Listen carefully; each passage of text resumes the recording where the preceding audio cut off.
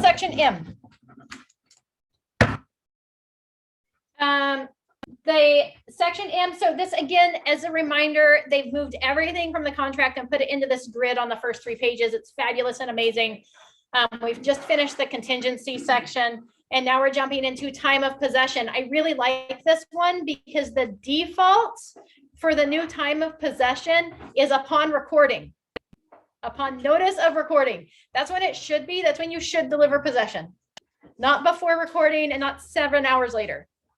Okay, unless you've got the seller staying in possession after the close of escrow. So right there on section M1, the default, you don't have to check anything or change anything, is upon notice of recordation. Or you can check the box for 6 p.m. or fill in a time on a date specified as applicable in 3M2 or attached TOPA. There's a new form. The TOPA is a new form. The TOPA. The TOPA. Okay. So it, there we go. Okay. So that would be time of possession. If it's seller occupied or it's vacant, then we can put here if they're going to stay in possession after the close of escrow. Okay, close of escrow date or checked below. So this would be upon notice of recordation on the close of escrow date. Okay, see how that works together?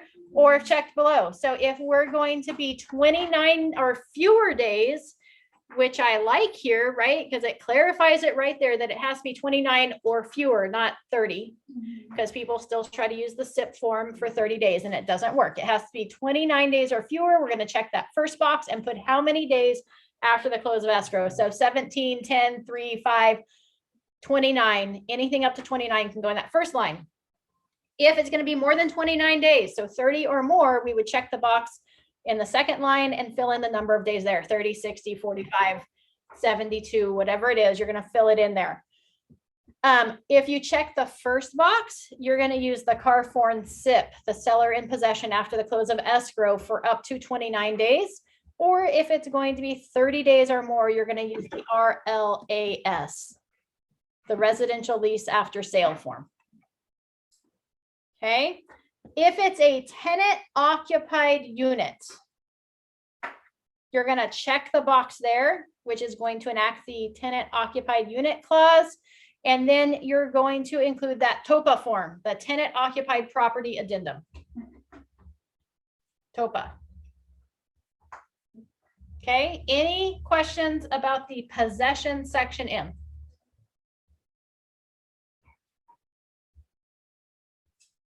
Everybody good? We're good. All right, moving on. Section N is going to be the seller delivery of documents. So again, this is all in our current contract, but they're putting it all on the first page. So section N is documents, fees, compliance, and then the time for performance. So seller delivery of documents is 7 days after acceptance. Okay, if we have shortened our contingency, our inspection and investigation contingency, or the review of documents, because they've broken them all out right now.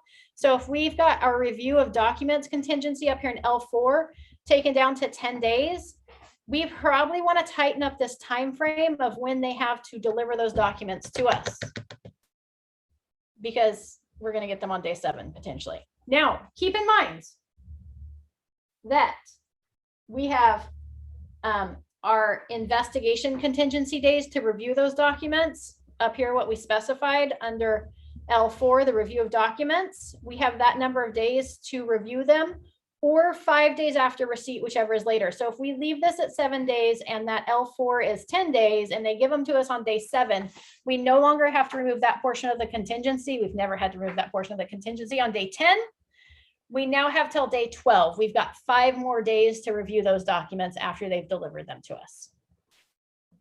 Okay, but that's where you would shorten up that time frame. This is sign and return the escrow holder general provisions or supplemental instructions. Now, most people are going to look at it and go, oh my gosh, that's new. I've never seen that before. No, it's in our current residential purchase agreement as well. The title company, some do and some don't, send you a form that gets signed and returned by both the seller and the buyer. So there's a form that they send your sellers that asks them for all their information, the lien information, the authorization, the order, the payoffs. That's all due within 5 days. And the buyer usually also gets something, which we don't usually have our buyers fill out and sign, but we should be, and they should be doing it. Some escrow holders require it and others just send it to you and they ignore it and they act like you're crazy when you actually send it back to them. So just throwing that out there, but that's due within 5 days after receipt. Okay. The time, yes. I have a question on N1. Yes. So do you reduce your timeline when all the documents are delivered up front? No, I probably don't.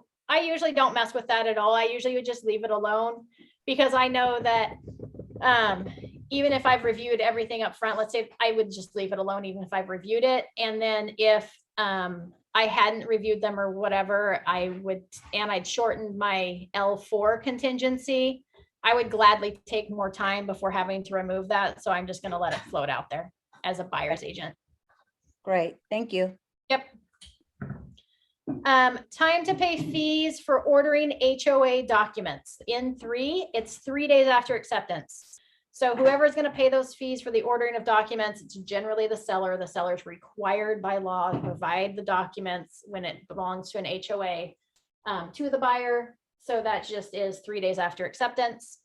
If you have a seller that's selling a property in an HOA, order the HOA docs before you enter into contract. It's the #1 way to hold up your escrow. Sometimes they take forever. Install smoke alarms, carbon monoxide detectors, and water heater bracing. Hey, if you've shortened that appraisal contingency, shorten N4. It's the appraiser that's going to call out the fact that the smoke alarms, carbon monoxide detectors, and water heaters are not done appropriately. And you want that done by the time the appraiser goes in there. So if you've got a 10 or a 14-day appraisal contingency, or you know you're going to order that appraisal on day 1, shorten this up to like 3 days or 5 days so that you make sure those things have been installed before that appraiser goes through that property so that you don't have to delay the close with a re-inspection.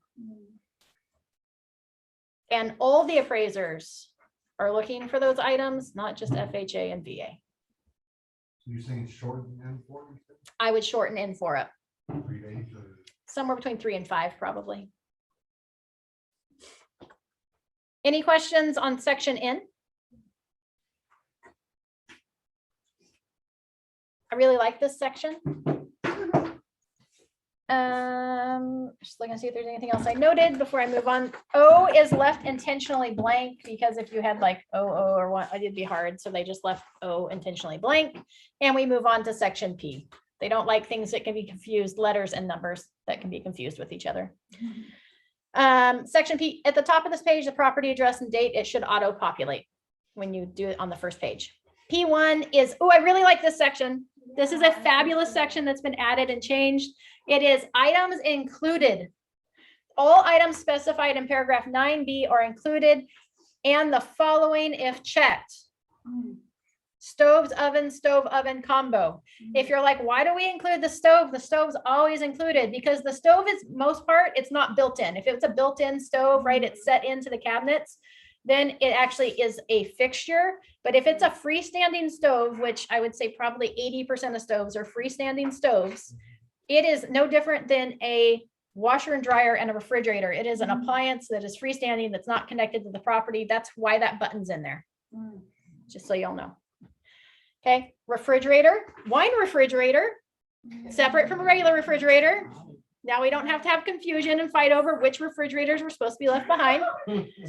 Washers, dryers, right? Dishwashers, microwaves. Even if those are, again, the dishwashers, technically it's hardly ever built in. There are a few that are built in, but they're hardly ever built in. They're usually freestanding. You pull them in and out. So it should be a button that gets checked to make sure they leave the dishwasher behind. In other countries, they take all the appliances with them. Okay, microwave. If the house has a microwave, check it. Most of the time, the microwaves are built in. We're still going to check it. Video doorbell is a new box. Yeah. Security camera equipment, security systems, alarms other than separate video doorbell and camera equipment, smart home control devices, wall-mounted brackets for video and auto equipment. In our current RPA, it defaults that stays with the property. I think this is the stupidest thing I've ever heard of.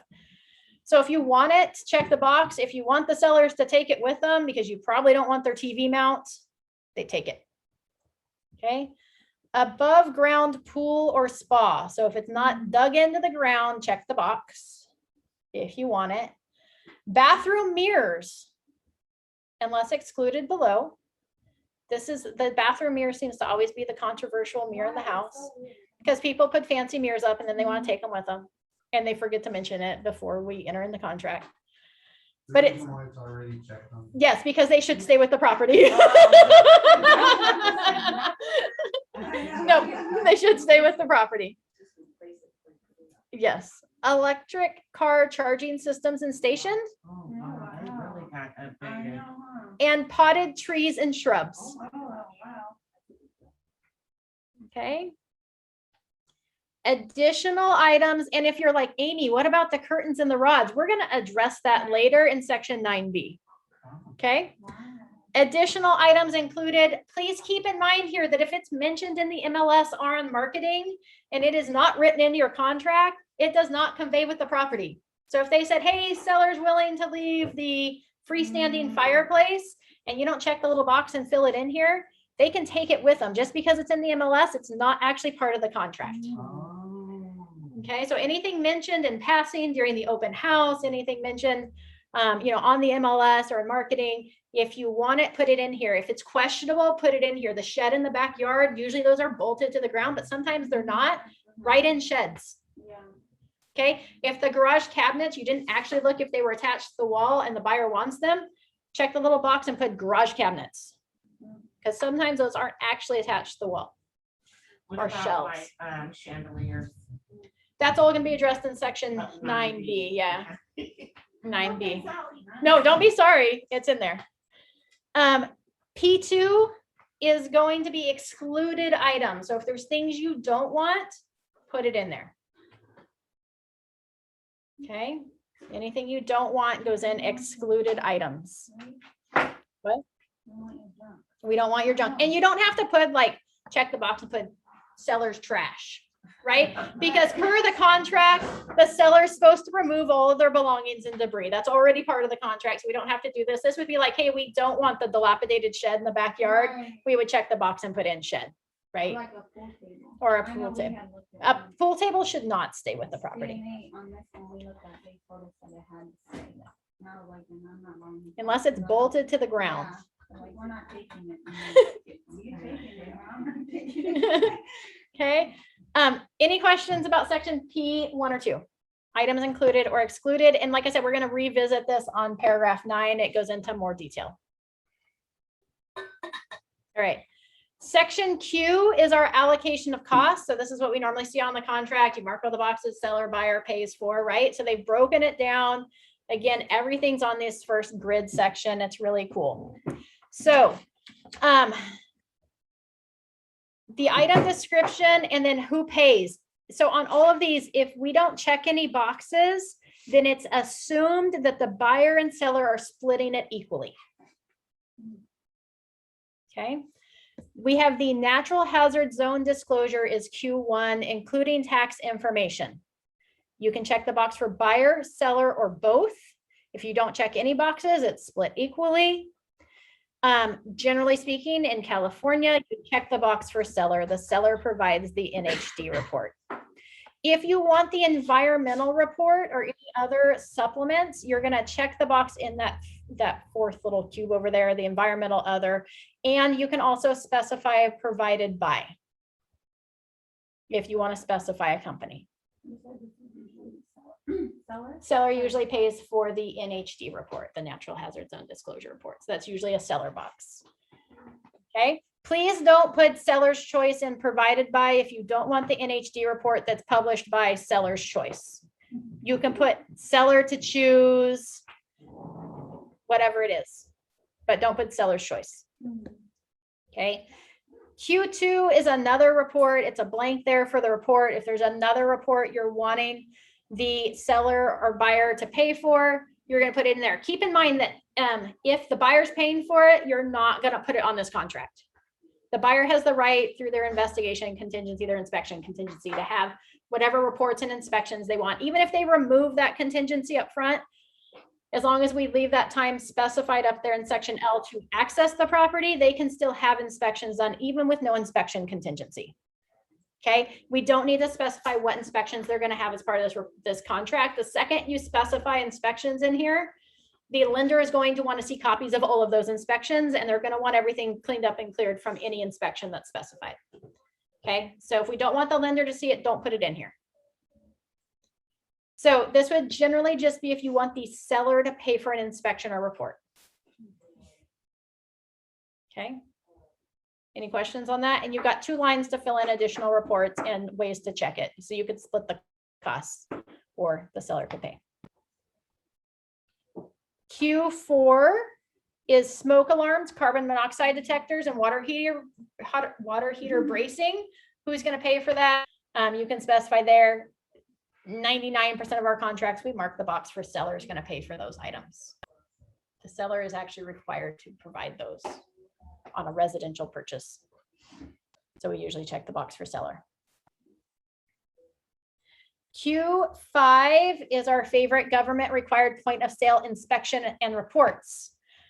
So for the most part, Solano County does not have any government required point of sale inspections and reports. You start going down the Bay Area, they have sewer lateral inspections that are required. You start going into Davis, they have pre-sale, just complete home inspection that's required. Disaster inspection. Oh, no. Right. So you want to make sure you know the area for which you're submitting the offer on a property and know what's required. So you know how to check that box, who normally pays for it. If you don't check any boxes, and there is some, it's going to automatically default to split at this point. Okay. Amy, question. Yes. So in that box, can we request like the sewer lateral report to be done?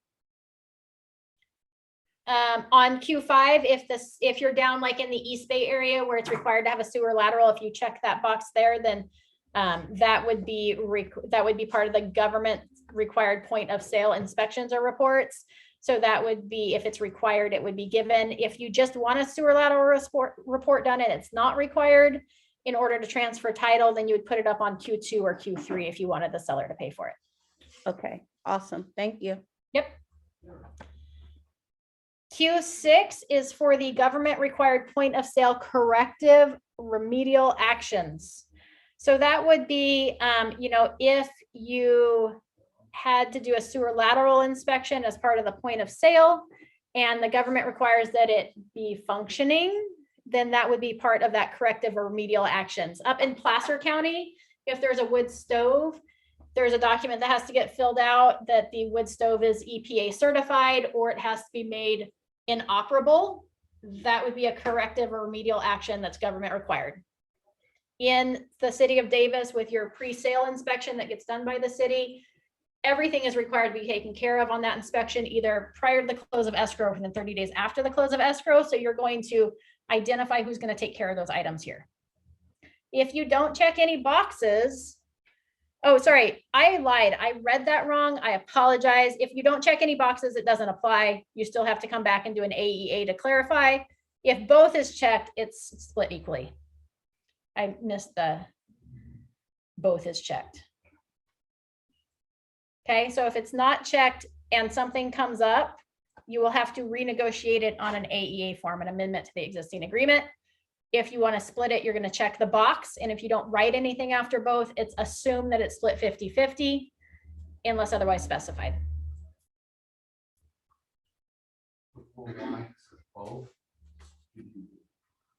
Say that I'll pay 75%, they pay 25%. You could.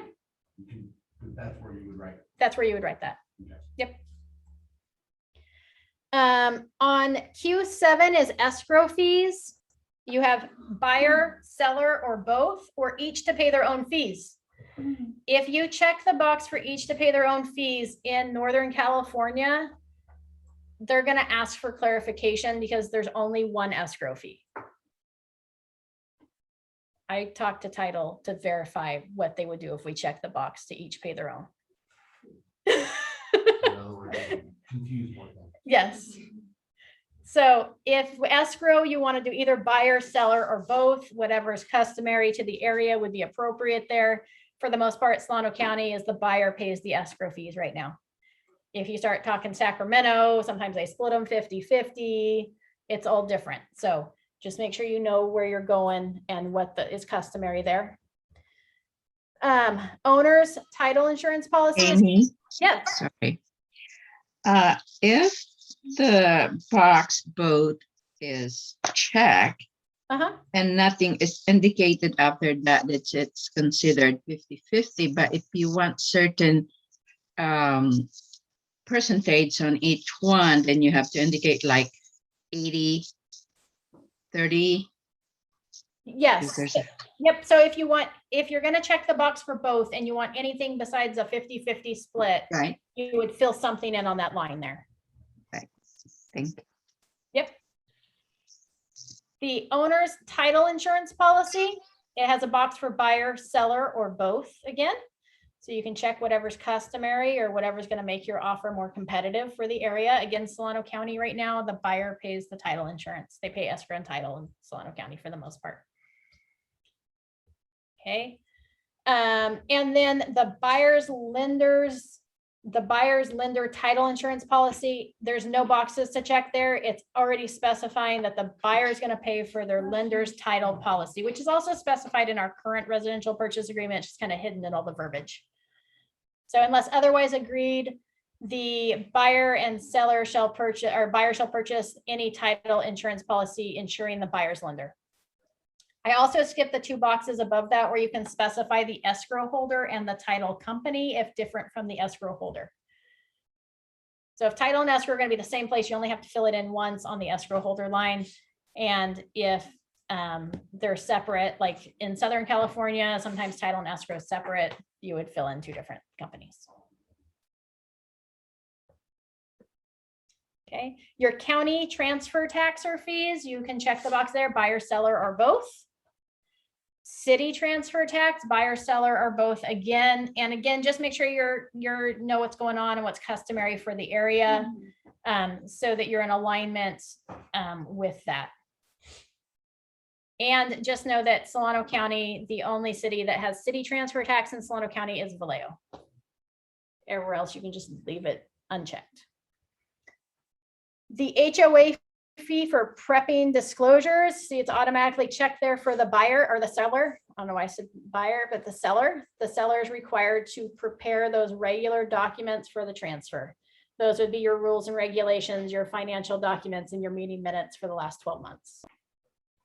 Okay, and then that would be that item that was referenced up here in the timeframes in section N for ordering those HOA documents. That time frame goes there. Amy, sorry, I cut you 1 minute.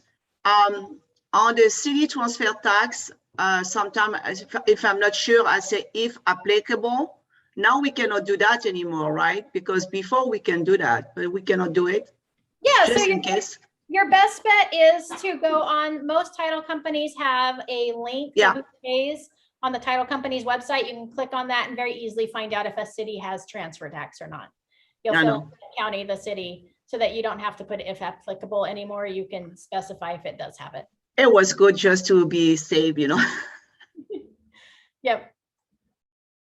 Now, you're saying HOA transfer, where do you put the date for the, I know it's up there at an end for the, N3 has the time to pay fees for ordering the HOA docs. right? And that's going to correlate to the docs that are talked about on section Q12. Okay. Okay. The HOA certification fee, that's going to be paid by the buyer. Okay, and that's sometimes the lender requires an HOA cert to be completed in order to certify how many owner occupied units there are and how many units, and that there's no lawsuits and all of that. That's a lender requirement, so the buyer is required to pay for that. And then we have our HOA transfer fees. Who's going to pay those HOA transfer fees? The buyer, the seller, or both? Unless otherwise agreed, the seller shall pay for separate HOA move out fee and buyer shall pay for separate move in fee. Applies separately if separately billed or itemized with cost and transfer fees. So if you're saying, hey, the buyer's going to pay the transfer fees, and in addition to a transfer fee, there's a move out fee, or it's specified as a move out fee, the seller's actually going to pay for that. That's usually included in the HOA paperwork. That's in the HOA demand, yeah, that the title company gets. Okay. Private transfer fees, maybe it's not part of an HOA, there's something else involved, that there might be some private transfer fees. Maybe there's a private water system or a private septic system or something to that effect, that there is a transfer fee associated with that. That would be section Q15. It defaults to the seller. Any private transfer fees get paid as default by the seller, but you can check buyer or you could split it. Additional fees or costs, line Q16 and 17. Any other fees or costs associated with this can be specified there. And then Q18 is your home warranty plan. So here's where you can specify what home warranty plan, if you want it upgraded, what other things you want included or excluded, and who's going to pay for that, buyer, seller, both, or the buyer waives the home warranty plan. And then you would put at the end the cost not to exceed and who it's going to be issued by. So on the first line, it may be a home warranty plan to include seller's coverage, upgraded with refrigerator, right? And then you would put the seller's going to pay for it, or the buyer, or they're going to split it. And then you would put a cost not to exceed and who you're going to require that to be issued by on the last section. So if say I, the agent, want to pick that expense up, would I still do buyer waives home warranty and then put myself in there? No, I would put, because if the buyer waives a home warranty, then you can still provide it, but it'd be outside escrow. If you're going to provide it through escrow, like through a credit on your demand, then you would check the box that the buyer is going to pay for that home warranty. And then under other terms right here in section R, which makes it convenient because it's right there next to it, you would specify a buyer's agent to pay for cost of home warranty. That way it's in there.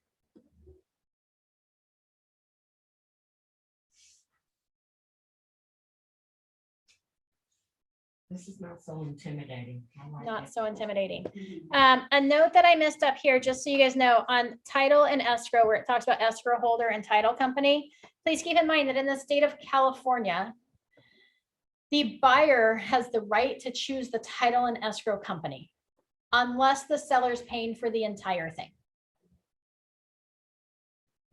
They cannot counter a different title and escrow company.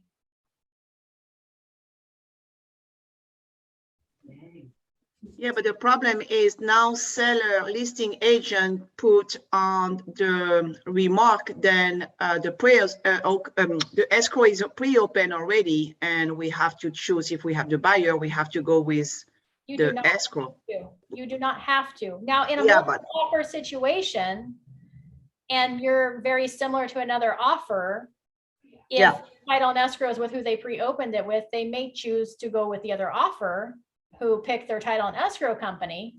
They can discriminate, but they can't require who you choose unless they're going to pay for it. So just keep that in mind. If you have a listing and you have pre-opened escrow and there is a reason for that, number one, if you pre-open it, put it in there. Again, the buyer's not required to use it.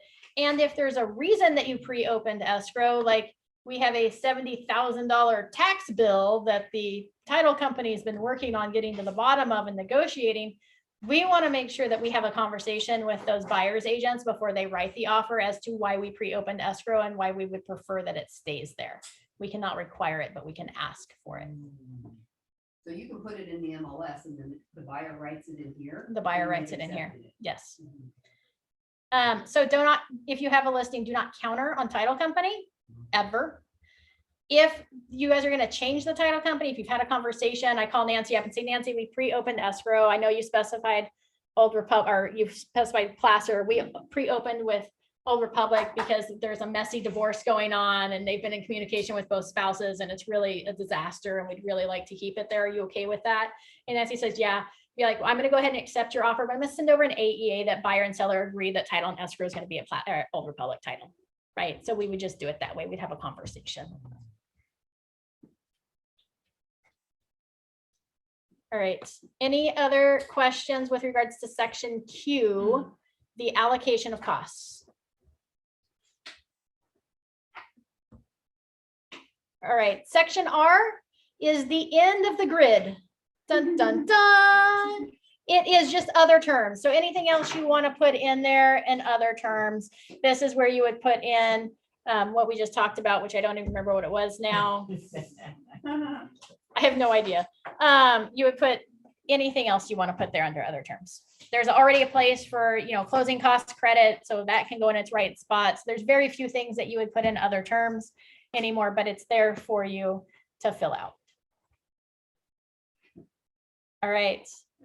Page 4 then starts our all the verbiage for a residential purchase agreement with section 4. So section 4 starts on page 4. How convenient is that? The property address and date should auto-populate at the top. And then these are all the additional addendum and advisories that might apply to the contract. Okay, so with this, you're going to check all that apply. The property type addenda would be the agreement is subject to the terms contained in the following addenda checked below: the probate agreement purchase addendum, the manufactured home purchase addendum, the tenant occupied property addendum, the tenancy in common purchase addendum, and the stock cooperative purchase addendum. So they are eliminating the manufactured home purchase agreement and the probate purchase agreement. It's all going to be done on this regular residential purchase agreement, and you would check the box that you're going to include it. Okay. Other addendum, this agreement is subject to the terms contained in the addenda checked below. That's where you could include an addendum 1, right? Or addendum 2, or whatever form that is. Your backup offer addendum, your septic, well, property, monument, and propane addendum. That's where you specify who pays for the septic inspection and locating, who pays for the well inspection, who pays for, finding marking the corners of a property, and whether the propane tank is leased or owned, and how much propane's left, and who's going to pay for the propane remaining in the tank. There's an other space there. There's the short sale addendum, the court confirmation addendum, the buyer intent to exchange addendum, the seller intent to exchange addendum, and other. So if you're doing a 1031 exchange, that's where that buyer and seller would come into play. So if the buyer's purchasing this property as part of a 1031 exchange, you would check that. And if the seller is selling the property as part of a 1031 exchange, you would check that box. The probate addendum doesn't necessarily now pull in the court confirmation addendum. So you've got both of those available to you. And then you have the advisories. Anybody have questions about that section 4A or B before I move on? They're eliminating that purchase contract. It'll be on this one. Now, in case you didn't hear, Nancy asked what was happening with the mobile home. What I said about the mobile home, and I just said that the mobile home purchase agreement was being eliminated.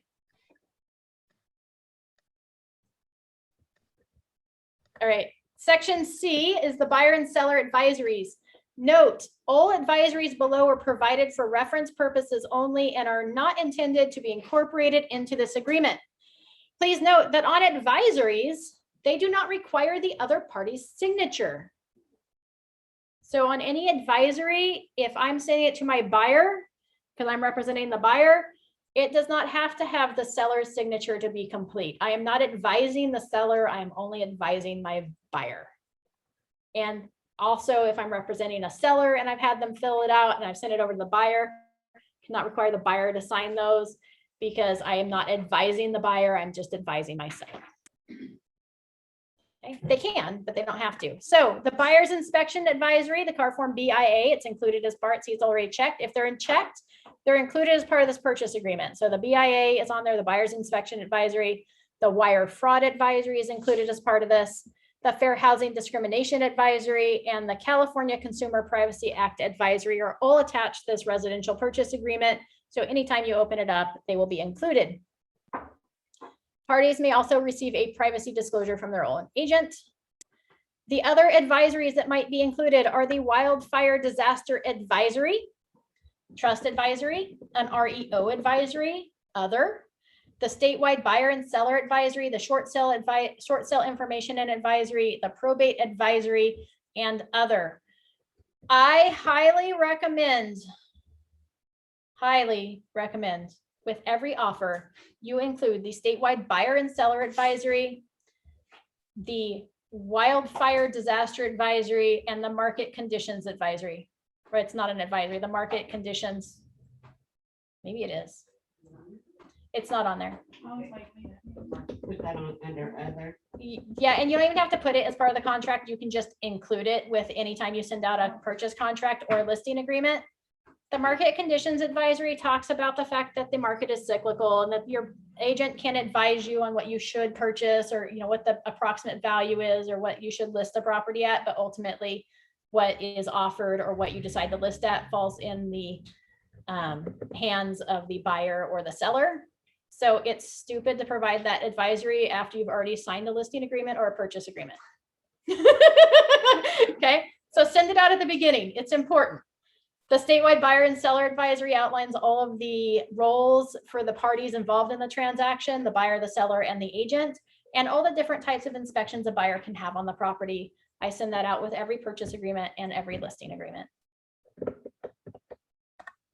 And the wildfire disaster advisory now, it just states that, hey, at the very beginning of this transaction, there are wildfires in the area. You should investigate the cost of insurance and whether the property is ever even insurable. And here's the city and county that this belongs to.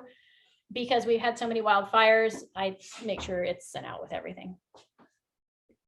Okay, there's your advisories. Can you repeat the three, please? Say that again. Can you repeat the three then you advised to add it? Oh, yeah. So the statewide buyer and seller advisory, the SBSA, the market conditions advisory, the MCA, and the wildfire disaster advisory, the WDFA. And the market conditions advisory is not on this form. You could check other, or you could just include it without it actually being checked. Thank you. Okay. And all these advisories are just advice, right? There's no like laws or anything. It's just advice. That's why it's an advisory, and that's why we don't have to have the other party sign the other side. Okay. Additional 5 is additional terms affecting the purchase price. The buyer represents that funds will be good when deposited with the escrow holder. The deposit. So this all goes back to, these are all referenced in that initial grid, and these go into more details. So the initial deposit, the buyer shall deliver deposit directly to the escrow holder, right? It no longer gives us the option to touch our buyer's money. Woohoo, everybody cheered for joy. Don't touch other people's money. And if you do, make sure you log it with Megan for a trust account. If you touch somebody else's money, it has to be logged in our trust account. Even if you pick up a check and you go deliver it to somebody, we have to log that we have touched that money. So don't touch other people's money. It's easier. For inspection too. Anytime you touch anybody else's money.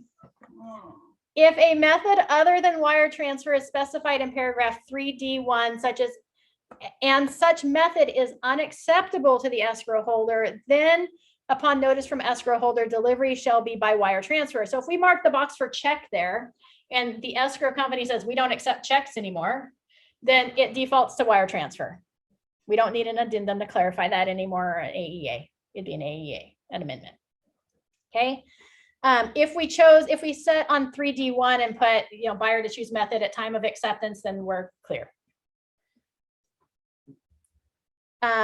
A2 is increased deposit. The increased deposit to be delivered to escrow holder in the same manner as the initial deposit. If the parties agree to liquidated damages in this agreement, they also agree to incorporate the increased deposit into the liquidated damages amount by signing a new liquidated damages clause, CAR form DID, at time of the increased deposit is delivered to escrow.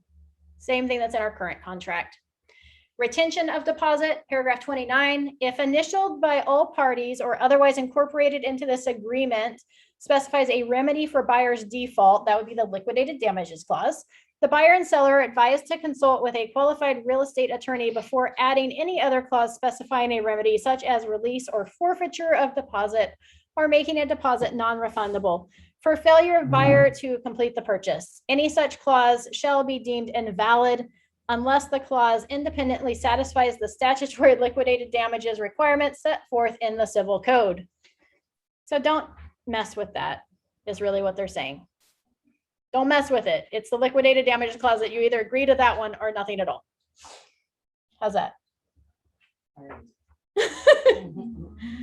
B5B is an all cash offer.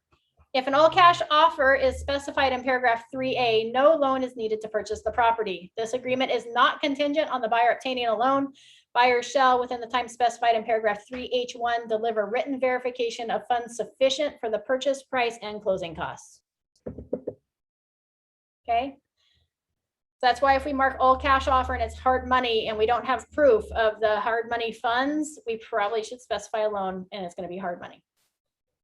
Just throwing that out there. C is loans. The first loan, this loan should be provided. The loan will provide for conventional financing unless FHA or VA, seller financing, car form SFA, or other is checked in paragraph 3E. So it's assuming conventional unless we check that box up there in the grid. Additional financed amount, if an additional financed amount is specified in paragraph 3E2, the amount will provide for conventional financing unless seller financing, car forms SFA, or other is checked in paragraph 3E2. Again, that references back to the grid. Buyer's loan status, this is new. Buyer authorizes the seller and seller's authorized agent to contact the buyer's lender to determine the status of any buyer's loan specified in paragraph 3E or any alternate loan buyer pursues, whether or not a contingency of this agreement. If the contact information for the buyer's lender is different than that provided under the terms of paragraph 6B, buyer shall deliver the updated contact information within 1 day of seller's request.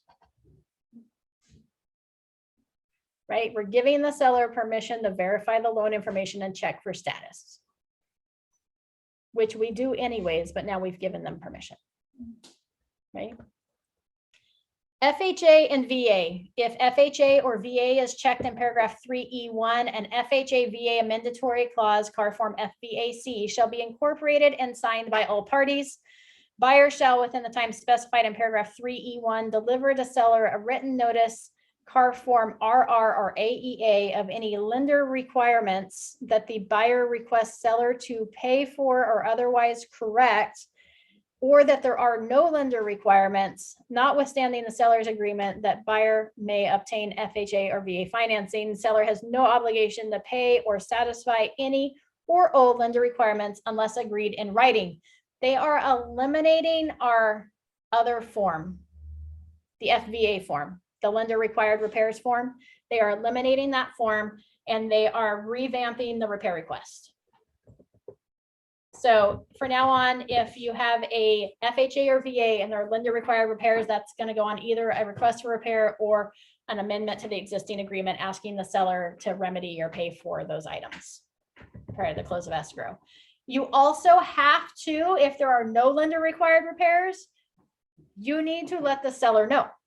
It's a requirement of the contract to officially let the seller know that there are no lender required repairs.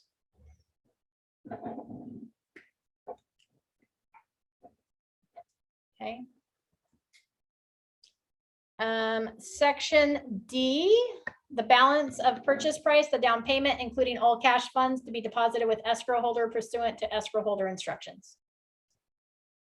Limits on credits to buyer. Any credit to buyer from any source for closing or other costs that is agreed to by the parties, contractual credit shall be disclosed to the buyer's lender, if any, and made at close of escrow. The total credit allowed by buyer's lender, the lender allowable credit, is less than the contractual credit, then the contractual credit from the seller shall be reduced to the lender allowable credit, and in the absence of a separate written agreement between the parties, there shall be no automatic adjustment to the purchase price to make up the difference between the contractual credit and the lender allowable credit. So what that's saying is if we've negotiated a $15,000 credit to the buyer and the lender only allows 10,000, then the credit automatically gets adjusted to 10,000 and the seller gets 5,000 more. Unless we have an agreement outside of that. So if we've negotiated a $15,000 credit and we find out the lender only allows $10,000, then we probably want to do an AEA to reduce the purchase price by $5,000. So that the buyer's whole $15,000 that we negotiated is accounted for. Does that make sense? Okay. It's always been that way. They just clarified the verbiage now. It is, let me see how long. Oh, we can cover section 6, additional financing terms. The verification of down payment and closing costs, written verification of buyer's down payment and closing costs may be made by buyer or buyer's lender or loan broker pursuant to paragraph 6B. So the lender now can legally provide proof of funds and say that they verified all the funds to close. As long as they provide it in writing, the seller may ask to see copies of that. They can do that. But it can be done by the buyer's lender. Verification of loan applications. The buyer shall deliver to seller within the time specified in paragraph 3H3, usually it's 3 days, a letter from the buyer's lender or loan broker stating that based on a review of buyer's written application and credit report, the buyer is pre-qualified or pre-approved for any new loan specified in paragraph 3E. If any loan specified in paragraph 3E is an adjustable rate, the pre-qualification or pre-approval letter shall be based on the qualifying rate, not the initial loan rate. Okay, so that's just the pre-approval or pre-qual letter. And 6C is buyer stated financing. The seller is relying on the buyer's representation of the type of financing specified, including but not limited to as applicable, full cash, the amount of down payment, or contingent or non-contingent loan. Seller has agreed to a specified closing date, purchase price, and to sell the buyer in reliance on buyer specified financing. Buyer shall pursue the financing specified in this agreement, even if buyer also elects to pursue an alternative form of financing. Seller has no obligation to cooperate with buyer's efforts to obtain any financing other than that specified in this agreement, but shall not interfere with closing at the purchase price on the close of escrow date based on paragraph 3B, even if based on alternate financing. Buyer's inability to obtain alternate financing does not excuse buyer from the obligation to purchase the property and close escrow as specified in this agreement. So what that's saying in a bunch of words is that if the buyer says that they're going to they're going to buy this property with conventional financing and they don't qualify for conventional financing, or they just decide they have a better opportunity to put less down and go FHA, the buyer can do that. And the seller can't get in their way of closing with FHA financing as long as we close at the same purchase price at the same date. It doesn't cost the seller any additional money. They don't necessarily have to provide access to the appraisal for a second appraiser if you've passed the days of access period, but they can't get in the way of you. Okay, so we can change financing types. We don't necessarily have to do an AEA to change financing types as long as we're in close on the same close of escrow date at the same purchase price. Any questions? Sections 1 through 6. I have a question. Yes. As far as gift funds, does that need to be stated somewhere on the contract? If the money is gifted? You do need to state that somewhere on the contract. I was just verifying that it wasn't in there. You would,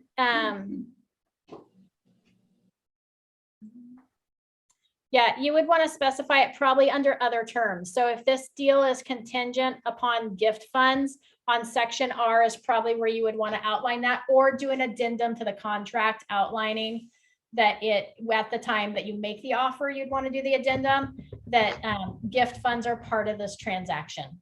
Because I think that's something that's underlooked. Like people never put that on the contract, but it's supposed to be on there. So I just was bringing it up. Yep, it absolutely should be on the contract, because you want to make sure it's part of the agreement in case the gift funds fell through. Or when you're asked to provide proof of funds, that gift fund's going to be part of that proof of funds. And so you want to be able to provide proof it's not going to have the buyer's name on it necessarily. So you want to make sure it's part of the contract. So if anything went crazy with that, you'd have the ability to cancel. So you could put that on G2 also, additional financing terms?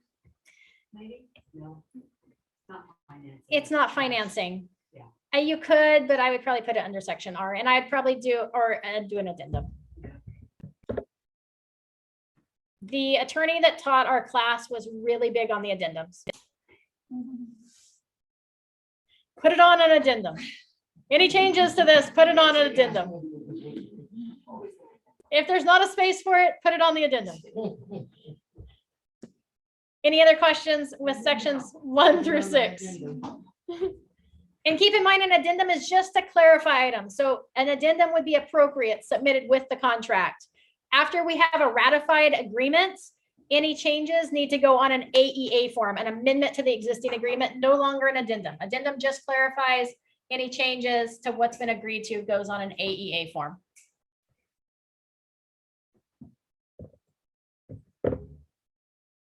All right, fabulous. Then we are done for today. We will pick up on section 7 next Thursday at 11 o'clock. And we'll be in the office or via Zoom as well. Same Zoom link. The Zoom link's the same for all these classes. So you can just save it to your calendar. That way you don't have to wait for Megan to send it out. And we will see you all next week. Amy, Yes. you said it's been, all the session has been recorded. So I'm trying to retrieve the first set.